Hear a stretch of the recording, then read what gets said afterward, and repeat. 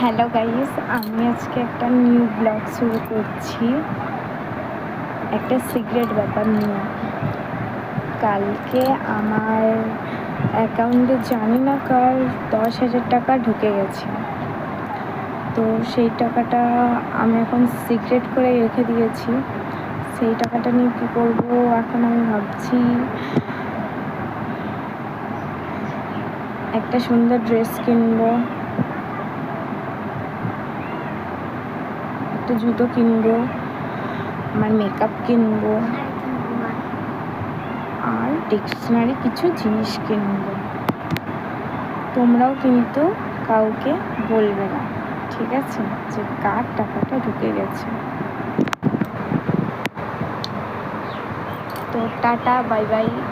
আমার এই নিউ ব্লগটাকে তোমরা সবাই শেয়ার করে দিও। জানি না কার 10,000 টাকা ঢুকে গেছে আমার অ্যাকাউন্টে। Tata, bye bye.